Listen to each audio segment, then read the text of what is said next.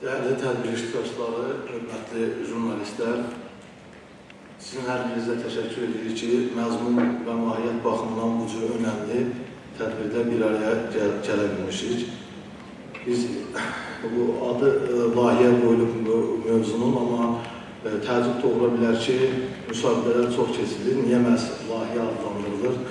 Bu layihənin bir başlanğıcı olur, o yola çıxılır, sonra onun yekun nəticəsi olur. Biz bu mühüm mövzunu əslində İqtisad Universitetinin araşdırması əsasında etmişik. O araşdırma əlimizdə bir mövzu kimi var idi. İqtisadiyyatımızın önəmli sahəsini özündə əks etdirən pərəşəndə sektor, yalnız pərəşəndə sektor deyəndə biz ticarət şəbəkələrini nəzərdə tutmamalıyıq. Çünki böyük bir iqtisadiyyatın dinamik motorunu özündə cəmləşdirən bir strukturdur bu. O araşdırmanın bir sıra istiqamətlərini, biz iqtisadi araşdırmalardan doğan istiqamətlərini ümumiləşdirib bir layihə halına salıb və Mətbuat Şurası Ticarət Şəbəkələri İctimai Birliyi ilə müzakirəyə çıxarıb belə qərara gəldi ki, xüsusilə də bu il dövlətimiz üçün milli mediamızın 150 illiyi qeyd olunur və bu dövlət səviyyəsində Möhtərəm Prezidentin də bununla bağlı xüsusi sərnizamı vardı. Məhz bu ildə bu layihəni həyata keçirmək qərarına gəldi.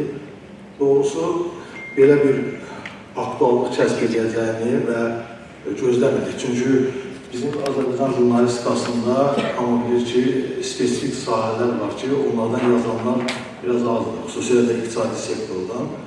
Amma böyük zəhmət gördük, məzmun və mahiyyət etibarilə jurnalistlərimizin çalışqanlığını öz yazılarında hiss elətdirdilər.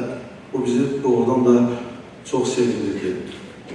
Bir çox mövzular olur ki, orada münsiflər də bu mövzuları qiymətləndirəndə plagiat amillərindən çox rast gəlir.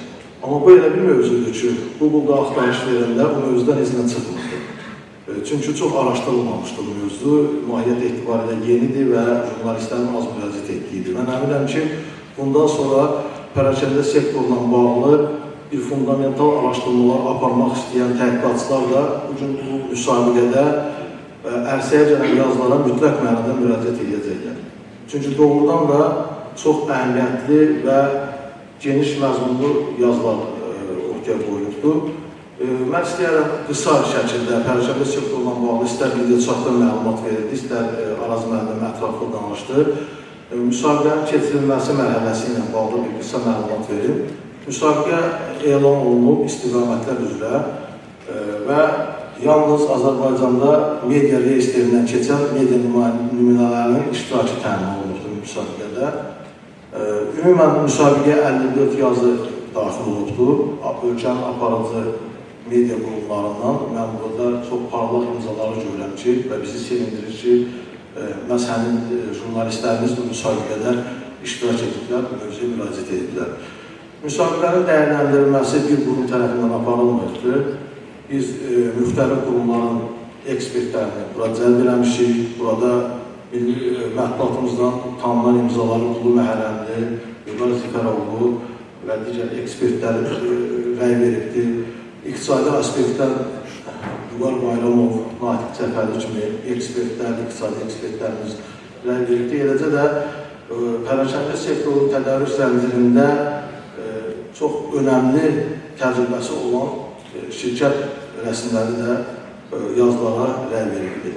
54 yazı 19 nominasiya üzrə qalib elan olunubdur. Birinci yerin qalibləri 3 mükafatdır, ikinci yerin qalibləri 3, üçüncü yerin qalibləri 3 mükafatdır.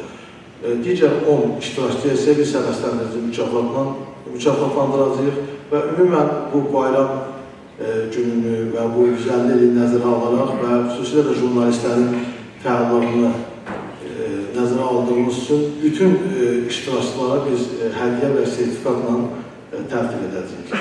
Ümidvaram ki, heç kim narazı qalmayacaq, çünki bir yarışmanın da hamı qalib ola bilmir, onun qalibi də olur, biraz məğlub da olan olur, amma burada məğlubiyyət də yoxdur. Çünki yazıların dəyərləndirilməsində də fundamental fikir ayrılığı olmadı və sizə əminliklə deyirəm ki, hətta münsiflər o balları verməkdə biraz çətinlik çəkirdi, çünki nəticələr çox yaxın idi. Və əminəm ki, bu müsabiqədən sonra nəticələri yoxlamaq istəyən adamlar, insanlar müraciət edib bu yazılarla tanış ola bilərlər. Mən bütün qalibləri təbrik edirəm və bütün iştirakçılara minnətdarlıq bildirirəm.